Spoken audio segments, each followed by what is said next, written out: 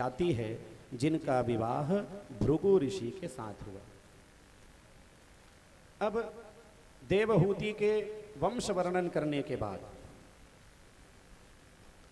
प्रसूति नामक जो कन्या है उनके वंश का वर्णन मैत्रेय जी करते हैं।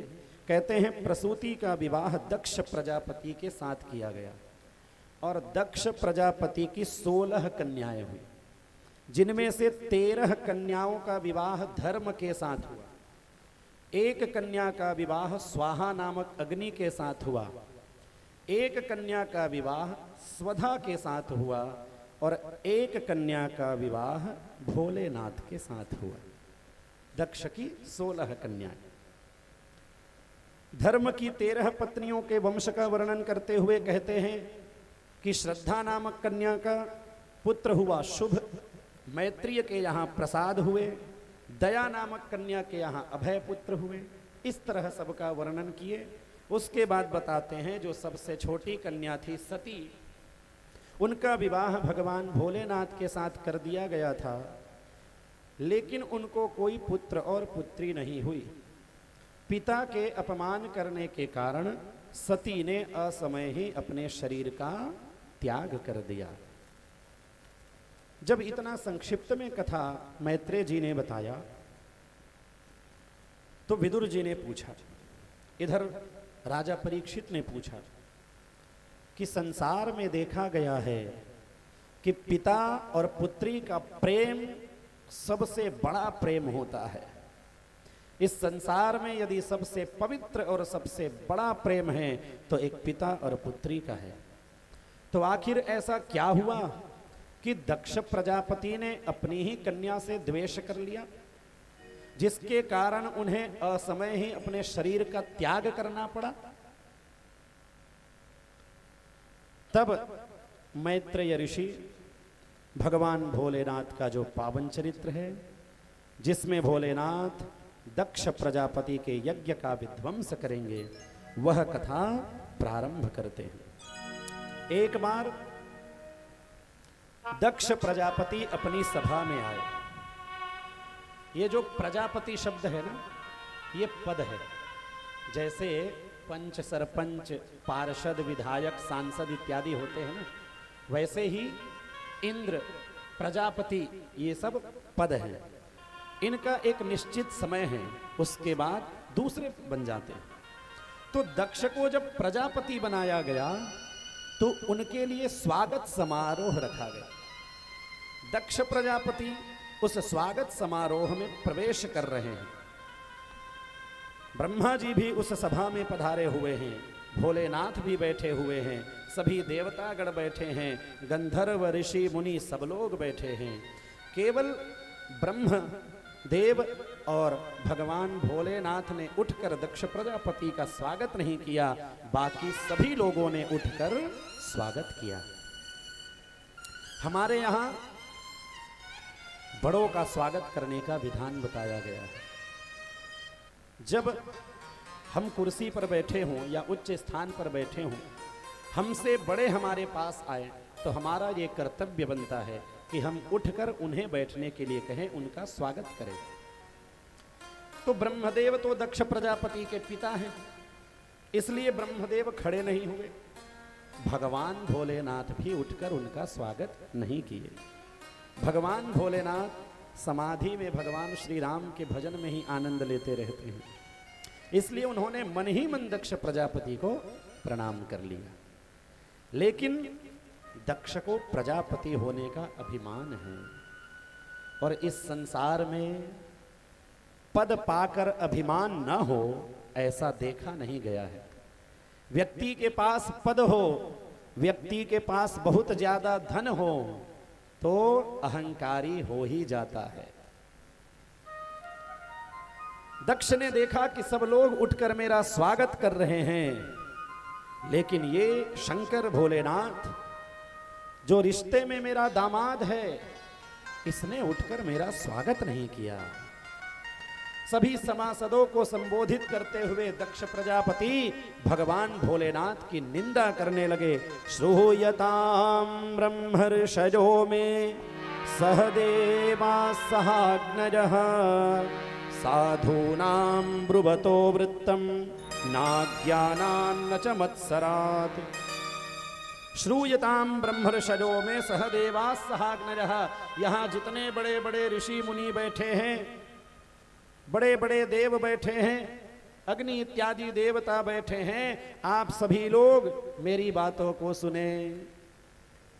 ये जो सामने बैठा हुआ कुर्सी में दिखाई दे रहा है, ये वैसे तो रिश्ते में मेरा दामाद है, और दामाद होने के कारण ये मेरा एक प्रकार से शिष्य भी हुआ, क्योंकि शास्त्रों में 5 प्रकार के पिता बताए गए हैं। 5 प्रकार के पिता। जनिता चोपनिता च यस्तु कन्यां प्रयच्छति अन्नदाता भजत्राता पंचैते पितर स्मृतः। जनिता अर्थात जिनसे हमारा जन्म हुआ है, हमारे पिता। उपनीता जिन्होंने हमारा यज्ञोपवीत संस्कार किया है, गुरुदेव हमारे जो दीक्षा देते हैं। और यस्तु कन्याम प्रयच्छति जिन्होंने अपनी कन्या हमें प्रदान किया है, अर्थात हमारे श्वशुर जी। अन्नदाता जो अन्न से हमारा पालन पोषण करते हैं, और भयत्राता भय से जो हमारी रक्षा करते हैं। शास्त्र दृष्टि से ये 5 प्रकार के पिता बताए गए हैं। तो इस नाते दक्ष प्रजापति भी भगवान भोलेनाथ के पिता समान हुए। ये मेरे पुत्र के समान है, शिष्य के समान है, तथापि उठकर इसने मेरा स्वागत नहीं किया। दक्ष प्रजापति निंदा पे निंदा, निंदा पे निंदा भगवान भोलेनाथ की करने लगा। अमंगल्यम शीलम तव भवतु नामैव मखिलम। जिनका शील, जिनका देखने में स्वरूप भले अमंगल सा है, भगवान भोलेनाथ चिता के भस्म लपेटे रहते हैं, सांपों की माला पहने रहते हैं, बाघंबरधारी हैं, लेकिन उनका जो 2 अक्षर का नाम है शिव, केवल इस नाम का कोई प्रेम से उच्चारण कर लेता है तो इस भवरूपी सागर से पार हो जाता है। लेकिन ये दक्ष प्रजापति अहंकार में भरकर आज भगवान भोलेनाथ को गाली दे रहा है, निंदा कर रहा है। बड़े बड़े देवतागण उठकर मेरा स्वागत कर रहे हैं, लेकिन इस शंकर को तो देखो, उठकर मेरा स्वागत नहीं कर रहा।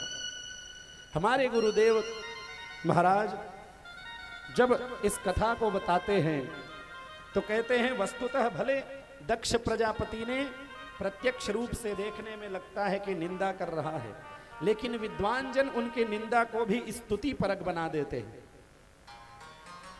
क्योंकि भगवान शिव, भगवान ब्रह्मा और भगवान विष्णु में कोई अंतर नहीं है। इनकी निंदा कैसे की जा सकती है? लेकिन दक्ष प्रजापति अहंकारी था, तरह तरह की उलाहने देने लगा, कहने लगा कि इनसे मैं अपनी कन्या का विवाह करने वाला नहीं था, लेकिन क्या करूं, ब्रह्मा जी के बार बार कहने के कारण न चाहते हुए भी अपनी कन्या का मैंने इनके साथ विवाह करा दिया। बहुत कुछ बोला दक्ष प्रजापति ने, लेकिन भगवान भोलेनाथ ने कोई भी उत्तर नहीं दिया, चुपचाप बैठे रहे। लेकिन भगवान भोलेनाथ के जो अनुयायी हैं, नंदी इत्यादि, उनसे यह बात देखा नहीं गया, तो उन्होंने दक्ष प्रजापति को भी शाप दे दिया। अब तो स्वागत समारोह में एक दूसरे के स्वागत सम्मान को छोड़कर एक दूसरे को शाप देने लगे। शिव भगवान के जो अनुचर थे वो ऋषि मुनियों को शाप देने लगे। दक्ष प्रजापति को शाप दे दिया, बार बार मैं कह रहे हो, जाओ तुम्हारा सिर बकरे का हो जाए। इधर ऋषि मुनियों ने भी शिव भगवान के अनुयायियों को शाप दे दिया कि तुम लोग शास्त्र के जानकार नहीं होगे, पाखंड का आचरण करोगे, तरह तरह की बातें। भगवान भोलेनाथ ने देखा कि अरे यहां तो एक दूसरे को शापा शापी होने लगा, और जहां पे किसी प्रकार का कलह होता है वहां भगवान शिव निवास नहीं करते। शिव का अर्थ है कल्याण, शिवम कल्याणम ददाति। भगवान शिव तो कल्याण करने वाले हैं। भगवान शम शम यानी कल्याण, शम करोति इति शंकरः। भगवान का एक नाम आशुतोष, आशु तुष्यति इति आशुतोषः, जो सबसे जल्दी प्रसन्न हो जाते हैं, ऐसे भगवान भोलेनाथ। दक्ष प्रजापति ने केवल निंदा ही नहीं किया, अपितु ये भी कह दिया कि आज के बाद से शंकर को यज्ञ में भाग नहीं दिया जाएगा। इतनी बातें बता दिया। कहां भगवान भोलेनाथ का 2 अक्षर का उच्चारण करने से इस संसार रूपी भवसागर से लोग पार हो जाते हैं, ऐसे भगवान शंकर की आज दक्ष प्रजापति निंदा कर रहा है। आइए भगवान भोलेनाथ के श्री चरणों में एक भजन हम लोग श्रवण करेंगे, उसके बाद ही आगे कथा में प्रवेश करेंगे। कथा यात्रा बहुत लंबी है, आप लोग सावधान होकर भगवान शंकर की कथा बड़े प्रेम से श्रवण करेंगे। प्रेम से बोलिए काशी विश्वनाथ बाबा की।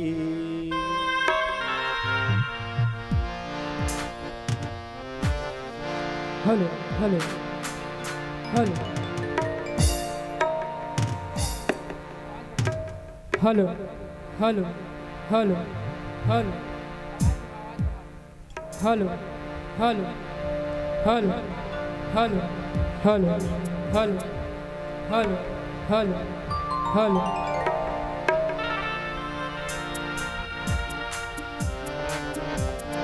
हेलो हेलो श्री राधे श्री राम जय शंकर श्री राधे। भोले तेरी कृपा से युग आते युग जाते हैं, भोले तेरी कृपा से युग आते युग जाते हैं, भोले तेरी कृपा से युग आते युग जाते हैं, भोले तेरी कृपा से युग आते युग जाते हैं। युगों युगों से ब्रह्मा विष्णु,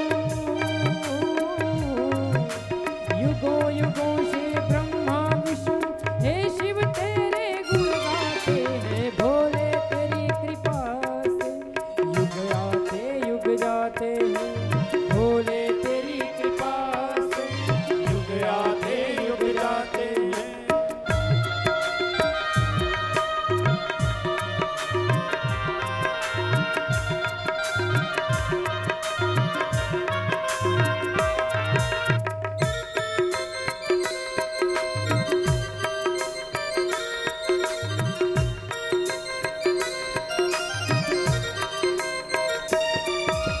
हर युग का तू रचयिता है, हर पल तू संग रहता है, हर युग का तू रचयिता है, हर पल तू संग रहता है, कर्मों का फल तू देता है, बदले में कुछ न लेता हो, भोले सबसे निराले तेरे काम आगाम रे, भोले तेरी कृपा से युग आते युग जाते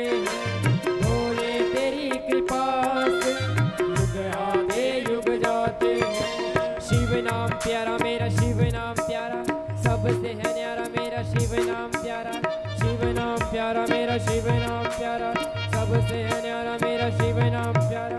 भोले तेरी कृपा से युग आते युग जाते हैं।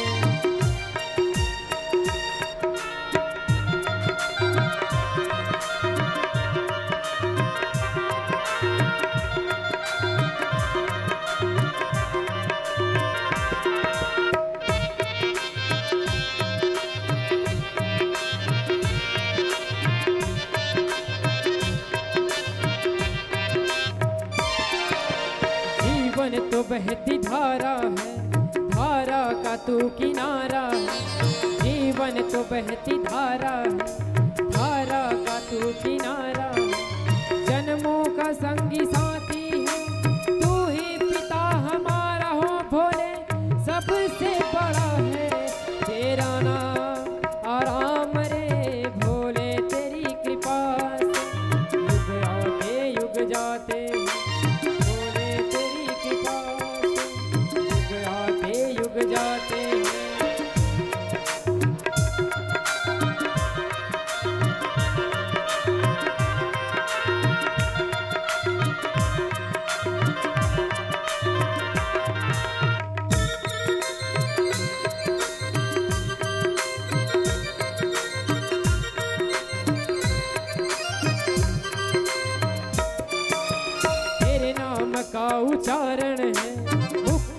है तू निवारण है।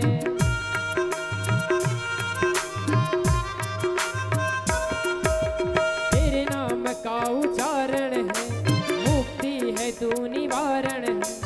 आदि पुरुष स्वयंभू है, सृष्टि का कर्ता कारको भोले।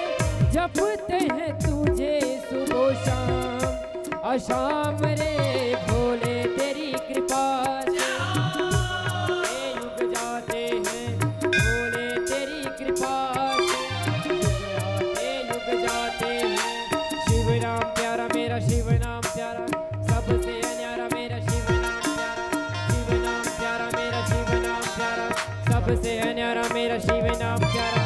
भोले तेरी कृपा से युग आते युग जाते हैं, भोले तेरी कृपा से युग आते युग जाते हैं। युगों युगों से ब्रह्मा विष्णु हे शिव तेरे गुण गाते हैं, भोले तेरी कृपा से युग आते युग जाते हैं। भोले तेरी कृपा से युग आते युग जाते हैं, भोले तेरी कृपा से युग आते युग जाते हैं। भोले तेरी कृपा से युग आते युग जाते हैं। प्रेम से बोल शंकर भगवान की जय। प्रेम से बोलिए काशी विश्वनाथ बाबा की जय। आगे मैत्रेय ऋषि विदुर जी को कहते हैं, यदाभिषिक्तो दक्षस्तु ब्रह्मणा परमेष्ठिना प्रजापतीनां सर्वेषां आधिपत्ये स्मयो भवत्। मैत्रेय जी कहते हैं, हे विदुर जी, एक बार दक्ष को प्रजापतियों का जब अधिपति बना दिया गया तो उन्हें अत्यधिक अहंकार हुआ और भगवान शिव के द्वेष रखने के कारण भगवान शिव को पहले ही शाप दे दिया है कि अब इन्हें यज्ञ में स्थान नहीं दिया जाएगा, आहुति नहीं दी जाएगी। तो भगवान शिव का तिरस्कार करने के लिए, अपमान करने के लिए बृहस्पति सव नामक वाजपेय यज्ञ का आयोजन किया और उस यज्ञ में सभी देवताओं को निमंत्रण भेजा गया, लेकिन भगवान भोलेनाथ को निमंत्रण नहीं दिया गया।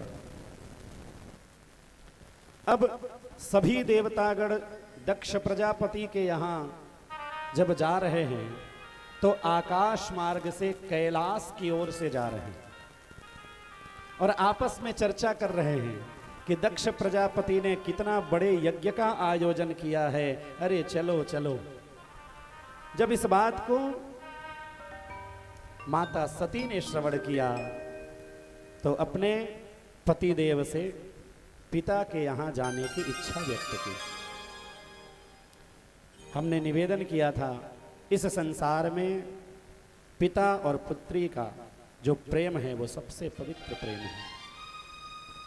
अपनी माता पिता को हो सकता है पुत्र एक बार त्याग कर दे, लेकिन पुत्री के अंदर ये विशेषता है, ये गुण है कि भले शादी ब्याह हो गया हो, लेकिन जब कभी खबर मिलेगी कि पिताजी के यहाँ कोई उत्सव हो रहा है, कि पिताजी के यहाँ कोई परेशानी है, तो बिना देरी किए हुए वो बेटी अपने माता पिता से मिलने अवश्य आ जाती है। भगवान भोलेनाथ से माता सती ने निवेदन किया, प्रजापतेस्ते श्वसुरस्य सांप्रतम।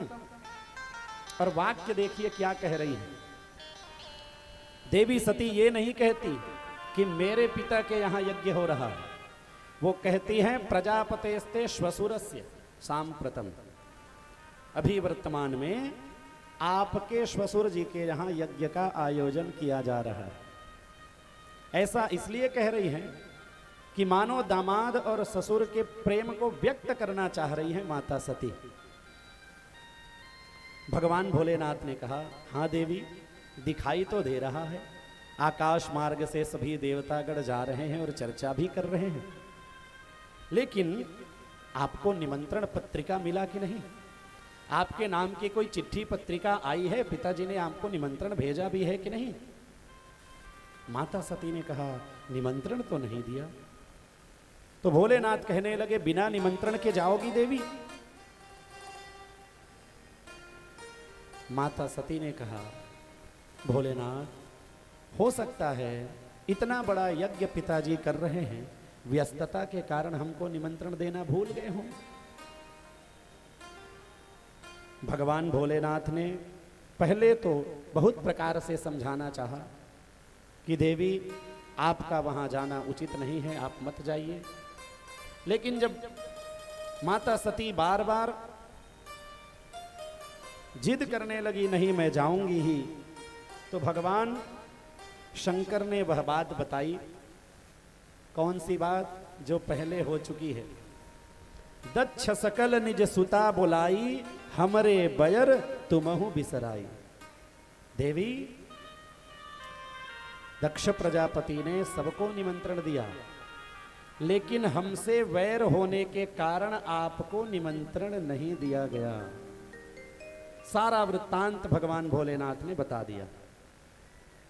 भगवान भोलेनाथ कहने लगे, देवी, बिना निमंत्रण के नहीं जाना चाहिए।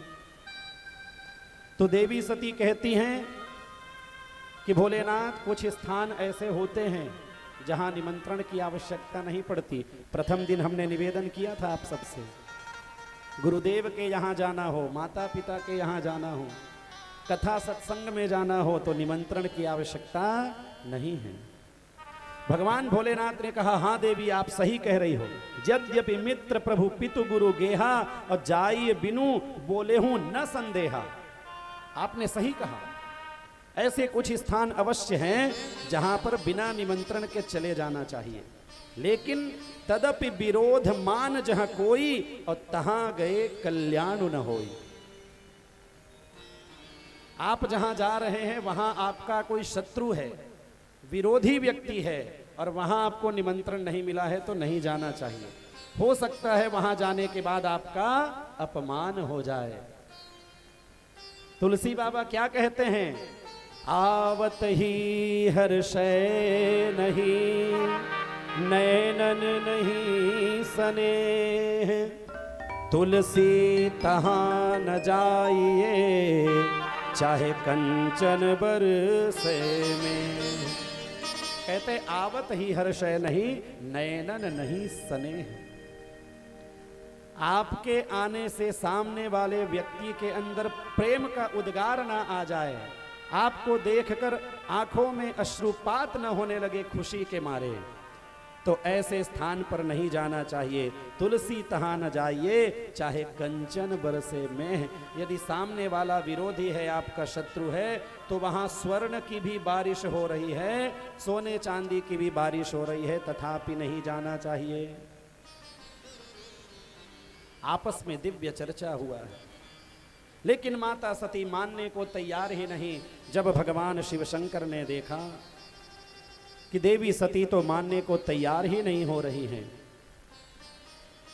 तो फिर होनी को कौन टाल सकता है, ऐसा मन में विचार करते हुए भगवान भोलेनाथ ने माता सती को अपने पिताजी के यहाँ जाने की आज्ञा प्रदान कर दी। साथ में नंदी इत्यादि अपने गणों को भी भेज दिया, और इस बार माता सती के सारे श्रृंगार सामग्री इत्यादि भी भेज दिए, क्योंकि भगवान भोलेनाथ को पता है कि अब माता सती वापस आने वाली नहीं है। माता सती बहुत प्रसन्न हुई, जाऊंगी अपने पिताजी को, बहुत दिन हो गए देखे, दर्शन करूंगी, माता से मिलूंगी, बहनों से मिलूंगी। देवी सती दक्ष प्रजापति के यहां पहुंचे, पिताजी को देखा यज्ञ मंडप में, पिताजी से मिलना चाहा, प्रणाम करना चाहा, लेकिन भगवान शिव में वैर रखने के कारण दक्ष प्रजापति ने माता सती के अभिवादन को भी स्वीकार नहीं किया।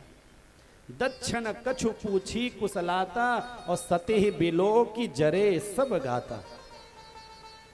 और सादर भले ही मिली एक माता, भगिनी मिली बहुत मुस्काता। दक्ष प्रजापति ने प्रणाम को भी स्वीकार नहीं किया, देख कर भी अनदेखा कर दिया। माता सती को लगा हो सकता है पिताजी व्यस्त हैं इसलिए ऐसा कर रहे हैं, इतना बड़ा यज्ञ है, दिमाग शांत नहीं होगा, स्थिर नहीं होगा। देखिए, एक पुत्री का यह विचार है, एक पुत्री का अपने पिता के प्रति जो प्रेम है वो भाव यहां दर्शाया जा रहा है। पिताजी तो वैर कर रहे हैं, दामाद के कारण पुत्री से भी वैर कर रहे हैं, लेकिन पुत्री को लगता है कि नहीं, पिताजी हो सकता है व्यस्तता के कारण, इतना बड़ा कार्य है, चिंतित होंगे इसलिए नहीं देख पा रहे होंगे। कोई बात नहीं, मैं माता से मिलती हूँ। माता से मिली, माता ने गले से लगाया, दोनों लोग रोने लगे, एक दूसरे का हाल चाल पूछा।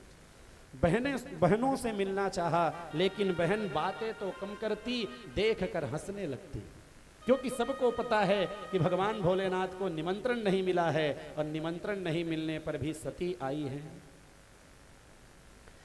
देखिए, एक स्त्री के जीवन में पिता और पति दोनों का अत्यंत महत्व है, लेकिन यदि पिता और पति दोनों में से किसी एक को चुनना हो तो एक स्त्री के लिए बहुत बड़ा धर्म संकट हो जाता है, और यही स्थिति आज माता सती के साथ होने जा रहा है।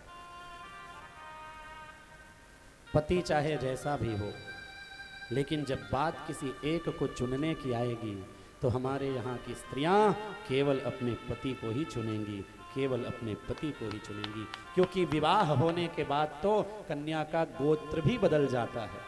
अब तक पिता का गोत्र लगता था कन्या को, विवाह होने के बाद पति के गोत्र के नाम से जानी जाती है। गोत्र बदल जाता है, व्यवहार बदल जाते हैं, कर्तव्य बदल जाते हैं। सभी लोगों से मिलने के बाद देवी सती ने विचार किया कि चलें अब यज्ञ मंडप में भी जाके यज्ञ भगवान का दर्शन कर लें, परिक्रमा कर लें। यज्ञ मंडप में प्रवेश की, यज्ञ भगवान का दर्शन कर रही हैं। देवी सती देखती हैं कि सबके लिए दिव्य स्थान दिया गया है, लेकिन भोलेनाथ के लिए कोई स्थान ही नहीं है। माता सती से ये नहीं देखा गया। अब तक पिताजी के लिए प्रेम बना हुआ था, अब तक पिताजी जितनी भी गलती कर रहे थे उसको ध्यान नहीं दे रही थी देवी, लेकिन जब देखा कि भगवान भोलेनाथ के लिए कोई स्थान ही नहीं है, आहुति देने के लिए उनको कोई स्थान नहीं बनाया गया है, तब चित चढ़ेऊं जो शंकर कहेऊं। अब तक जो भगवान शंकर बोल रहे थे, कह रहे थे, समझा रहे थे देवी सती को, वो सारी बात देवी सती को समझ में आ गया। देवी सती ने अपने पिता दक्ष प्रजापति को सभी लोगों को संबोधित करते हुए कहा, पिताजी, जिन 2 अक्षर शिव ऐसा नाम उच्चारण करने से समस्त पाप राशि जलकर भस्म हो जाते हैं, ऐसे शिव से आपने वैर किया और उनको स्थान नहीं दिया। कर्णौ पिधाय निरयाद्यदकल्प ईशे। शास्त्रों में यह बात आती है कि आपके गुरु, आपके पिता, आपके पति, इन सब की यदि कोई सामने वाला व्यक्ति निंदा कर रहा हो, यदि आप में सामर्थ्य है, आप में शक्ति है, तो धर्मा वितर्य सृणभिर्भिरस्य माने अच्छिन्द्यात् प्रसख्य रुशती मसतीम प्रभुश्चेत् जिह्वामसूनपि ततो विसृजेत् सधर्मः। यदि आपके अंदर शक्ति है तो उसकी जिह्वा काट लेनी चाहिए, जो हमारे गुरु की निंदा करे, हमारे पिता की निंदा करे। और यदि आप में सामर्थ्य नहीं है तो दोनों कानों में उंगली डालो और वहां से निकल पड़ो, क्योंकि हरिहर निंदा सुनहि जे काना, होई पाप गो घात समाना। भगवान की निंदा नहीं सुननी चाहिए, अपने ईश की निंदा नहीं सुननी चाहिए। और स्त्रियों के लिए पति ही परमेश्वर कहा गया है, और भोलेनाथ जिनका पति हो, साक्षात पर ब्रह्म, तो भगवान भोलेनाथ की निंदा, भगवान भोलेनाथ का इस तरह का अपमान देवी सती सह न सकी। देवी सती ने सभी सभासदों को चुनौती देते हुए जोर से गर्जना करते हुए बोलती हैं कि सुनहु सभासद सकल मुनिंदा, कही सुनी जिन्ह शंकर निंदा। सभी सदा सभासद, सभी देवता, ऋषि, मुनिगण ध्यान से मेरी बात सुने। जिन्होंने भी मेरे पति परमेश्वर भगवान शंकर की निंदा की है, सो फलु तुरत लहब सब काहू, भली भांति पचिताब पिताहू। आप सबको उचित दंड दिया जाएगा और पिताजी आप भी सावधान हो जाओ, आपको भी इसका फल भोगना ही पड़ेगा। क्योंकि शिव का अपमान करने के बाद कोई सुखी से कैसे रह सकता है। देवी सती ने दक्ष प्रजापति को कहा, आपको पता है पिताजी, मेरे पति भोलेनाथ मुझे क्या नाम से पुकारते हैं? मेरा कौन सा नाम उनको सबसे प्यारा है, आपको मालूम भी है? मेरे पति भोलेनाथ मुझे दाक्षायणी कहकर पुकारते हैं। जब मैं यहाँ से वापस जाऊंगी और भोलेनाथ मुझसे पूछेंगे, आओ दाक्षायणी, आओ दाक्षायणी, कैसा रहा यज्ञ, बढ़िया दर्शन किए, बढ़िया आनंद मिला कि नहीं, तब मैं उनको क्या उत्तर दूंगी? दक्ष की पुत्री, दाक्षायणी का अर्थ है दक्ष की पुत्री। आपके नाम के साथ जोड़कर मेरा नाम भोलेनाथ लेते हैं और आपने उनका अपमान किया, आपको निश्चित ही दंड दिया जाएगा। मैं ऐसे शरीर को धारण करके अब क्या करूंगी? आपका नाम मेरे साथ जुड़ा हुआ है, अतः अब मैं इस शरीर को धारण नहीं करना चाहती। ऐसा कहते हुए अस कही जोग गिनी तनु जारा, अस कही जोग अगिनी तनु जारा,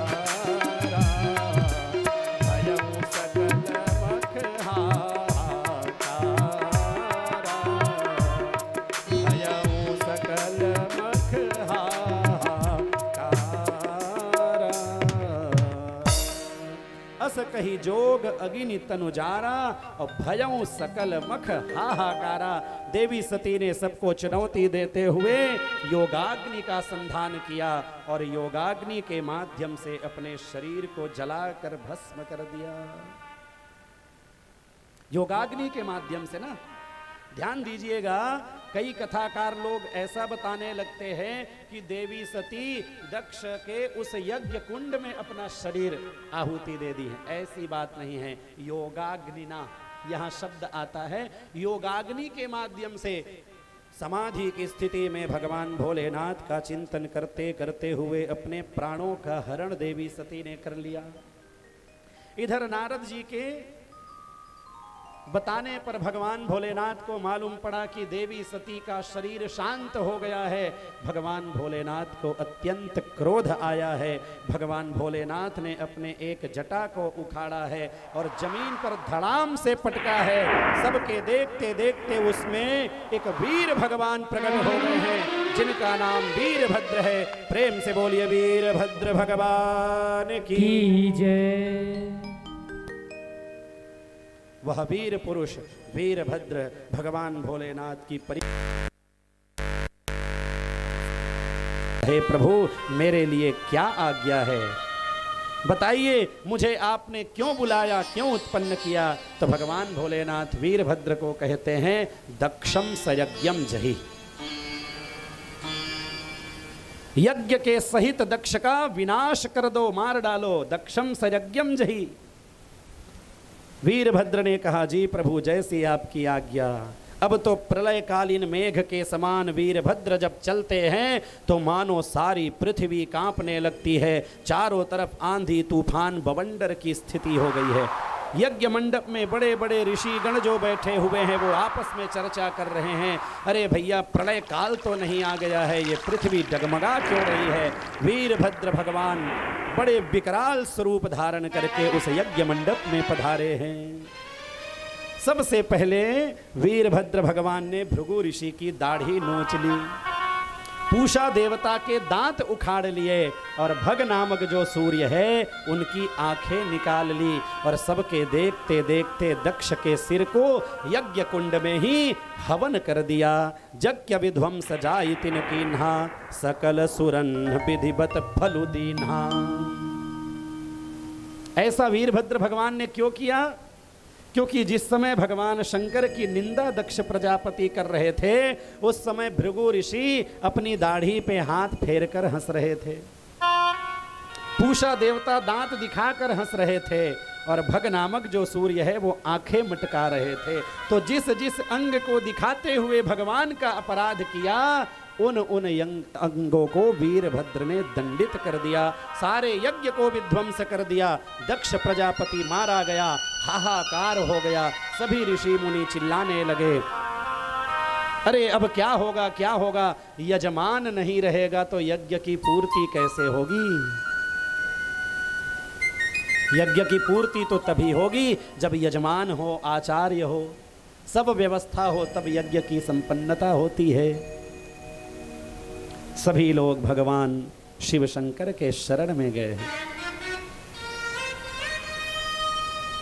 ब्रह्मदेव सभी देवताओं को लेकर भगवान भोलेनाथ के यहाँ उनके शरण में गए हैं। सभी ने भगवान भोलेनाथ की दिव्य स्तुति की है। भगवान भोलेनाथ से निवेदन किया, हे प्रभु, दक्ष प्रजापति से भूल हो गई, आप उनके अपराध को क्षमा करें और कैसे भी करके उनके इस यज्ञ को आप पूर्ण करें प्रभु।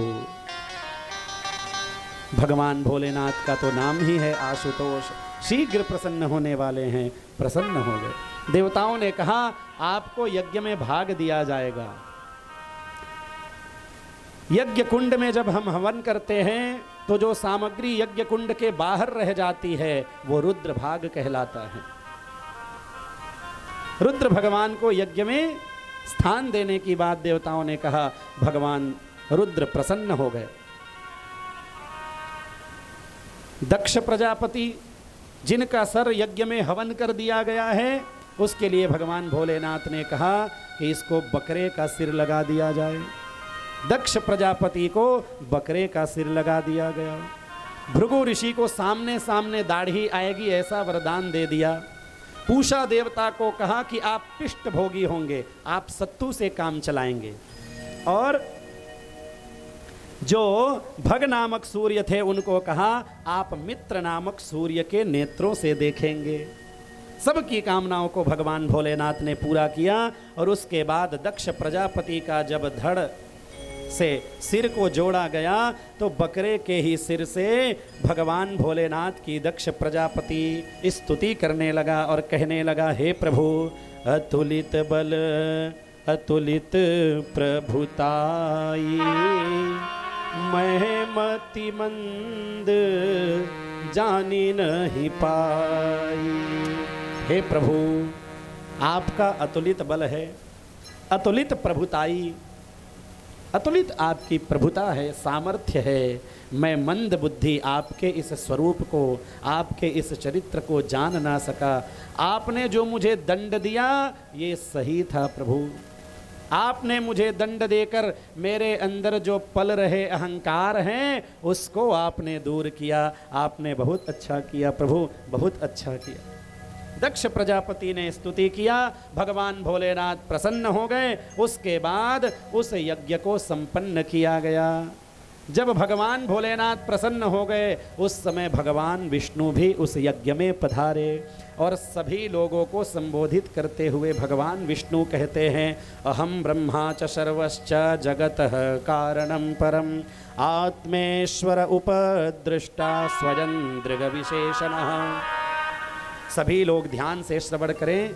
भगवान विष्णु कहते हैं, अहम अर्थात मैं, ब्रह्मा सर्वः अर्थात भगवान शिव, विष्णु ब्रह्मा और शिव में, जगतः कारणम परम, ये तीनों ही इस संसार के कारण हैं और तीनों ही परम पुरुष हैं। इन तीनों में कोई भी भेद नहीं है और जिनको अपना कल्याण चाहिए इन तीनों में भेद बुद्धि नहीं रखनी चाहिए। शिवस्य हृदयं विष्णोः विष्णोश्च हृदयं शिवः, यथान्तरन्न पश्यामि तथा मे स्वस्तिरायुषि। कहते हैं विष्णोश्च हृदयं शिवः, शिवस्य हृदयं विष्णोः, भगवान शिव के हृदय में विष्णु निवास करते हैं और भगवान विष्णु के हृदय में भगवान भोलेनाथ निवास करते हैं। भगवान भोलेनाथ शिव की आराधना करते हैं, शिव का भजन करते हैं, तो भगवान भोलेनाथ भी भगवान विष्णु का भजन करते हैं। अहम ब्रह्मा च सर्वश्च, तीनों में कोई भेद नहीं है। जिनको अपना कल्याण चाहिए, इन तीनों में भेद बुद्धि नहीं रखनी चाहिए। तो इस कथा से हमें क्या शिक्षा मिलती है कि भगवान भोलेनाथ, भगवान विष्णु और ब्रह्मा तीनों में भेद बुद्धि नहीं रखनी चाहिए। और विशेष शिक्षा यह मिलती है कि जब हम कोई कार्य द्वेष के वशीभूत होकर करते हैं, अहंकार में आकर करते हैं, सामने वाले को नीचा दिखाने के लिए करते हैं, तो हमारा कार्य कितना भी बड़ा हो वो पूर्ण नहीं होता। क्योंकि दक्ष प्रजापति ने अहंकार में आकर और भगवान भोलेनाथ का अपमान करने के उद्देश्य से यज्ञ रचा था, तो यज्ञ पूर्ण हुआ क्या? यज्ञ विध्वंस हो गया। जहां भगवान शिव का अपमान हो वहां किसी यज्ञ की पूर्ति भला कैसे हो सकती है? लेकिन जब भगवान भोलेनाथ प्रसन्न हो जाते हैं तो फिर बिगड़ा काम भी बन जाता है। भगवान भोलेनाथ से बड़ा दयालु इस संसार में कोई होगा क्या? कविता के माध्यम से कवि लोग भगवान शिव के बारे में बताते हुए कहते हैं, जल के चढ़ाए ते, भगवान भोलेनाथ को बता रहे हैं। भगवान भोलेनाथ इतने बड़े आशुतोष हैं, इतने दयालु हैं कि जल ते चढ़ाए जम लोक ते उबार लेत, चंदन के चढ़ाए चक्रवर्ती कर देते हैं। भगवान भोलेनाथ को आप जल चढ़ाते हैं तो यम का जो दुख है अर्थात मृत्यु का जो भय है उससे भी भगवान आपको मुक्त कर देते हैं। चंदन के चढ़ाए चक्रवर्ती कर देते हैं। भगवान भोलेनाथ को चंदन चढ़ाते हैं तो सम्राट चक्रवर्ती आपको बना देंगे। चावल के चढ़ाए तीन लोक बख्शीश देते। भगवान भोलेनाथ को कैसा चावल चढ़ाना चाहिए? पीला चावल, लाल चावल कि सफेद चावल? भगवान भोलेनाथ को कौन सा अक्षत चढ़ता है? सफेद, लाल, काला, कौन सा? बताइए। आप सब लोग भगवान भोलेनाथ के भक्त हैं। सफेद। तो चावल के चढ़ाए तीन लोक बख्शीश देत। भैया साउंड आपका फिर से खराब हो रहा है। प्रेम से बोलिए वृंदावन बिहारी लाल की जय।